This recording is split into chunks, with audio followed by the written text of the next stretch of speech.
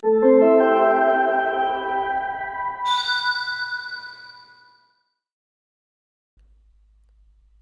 everybody and welcome to a new video. In today's video I'm going to explain everything in regards to order blocks. With the help of this video you are able to understand and how to identify order blocks and how to use them in your own trading. But for now, let's hop right into it. Going into the first scenario, we will be covering the bullish order block. When you take a look at this schematic, you can see that we were trading downwards at first. When this low was created, we took out sell side liquidity. Afterwards, we broke structure. These two things are crucial for an order block to be valid. It is important to add that an order block is a change in the state of delivery. So in this case, this will say that one single down closing candle or a series of downwards closing candles will now act as support to push prices higher.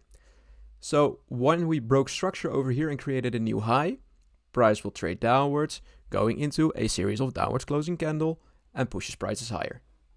Going over the bearish scenario, you can actually see that it is an inverse situation of the bullish one. When we dive into the schematic, you can see that we were trading upwards.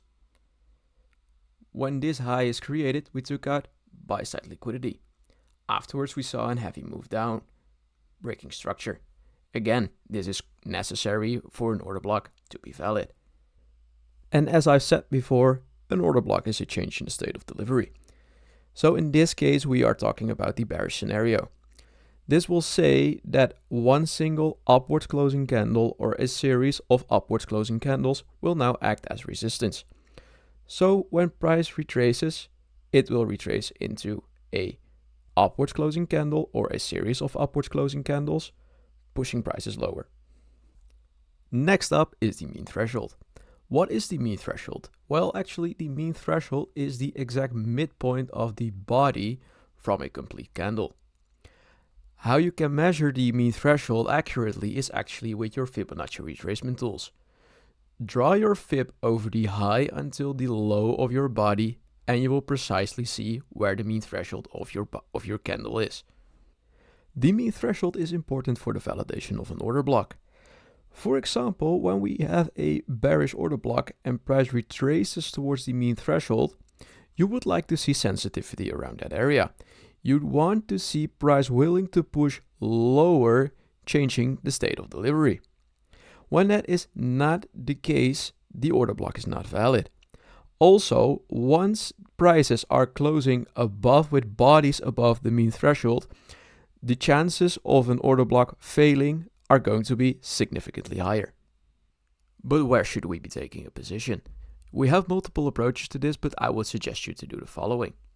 When you have this order block right over here, I would suggest you to use the body to get into a position. So for example, in this bullish scenario, when price retraces, I would like to open a position at the top of the body close with my stop loss underneath. You could also use the mean threshold of an order block to get into a position, but then you have the risk of not getting into the position itself. So I would only suggest doing that when you have a really wide stop loss and you want to tighten it up. The last thing I would like to mention before going into the examples is that not every single upwards or downwards closing candle is an order block. We have all kinds of different types of blocks which all have their own rules. And as day trading Ralph said, the highest probability order blocks are formed inside liquidity pools paired with an FEG. I would highly suggest you to use this information into your own trading. But for now, let's hop into the examples. In this first example, we will be looking at the 5-minute chart of NQ. Let's see how it plays out. You can actually see that we took out sell side liquidity underneath these lows. After we took out sell side liquidity, we broke this most recent high and we broke structure. This means that these downwards closing candles are now our bullish order block. What did we say? We are taking entry above at the closure, stop loss underneath the low, and in this case, we are taking TP at 2R. Let's see how it goes.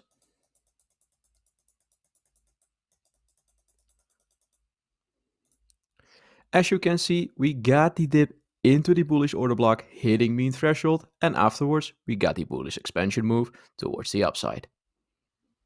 Going into the second example, we're going to take a look at another NQ chart on a 5-minute time frame. Let's see how it plays out. You can see that with this recent push that we took out this high, this will say that buy side liquidity is taken. After we took out buy side liquidity, we lost this most recent low. This will say that we have a break of structure. Now, this series of upwards closing candles should function as our bearish order block. We should place our entry at the bottom of the order block, stop loss above, and we have a lot of lows to sell into. Let's see how it goes.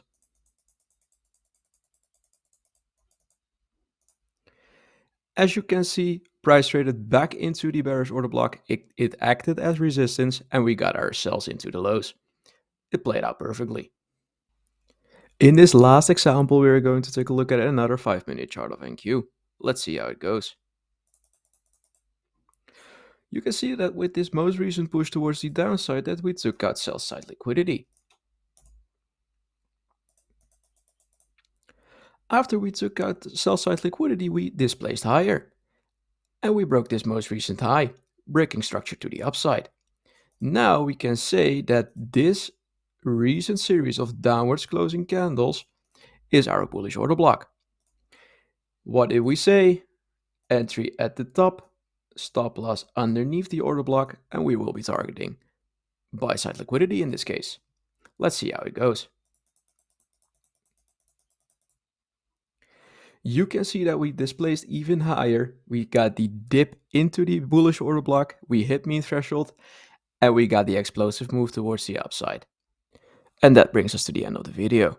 If you liked the video, make sure to like and subscribe, and if you have any questions about the order block, make sure to leave them in the comments below. But for now, have a nice day.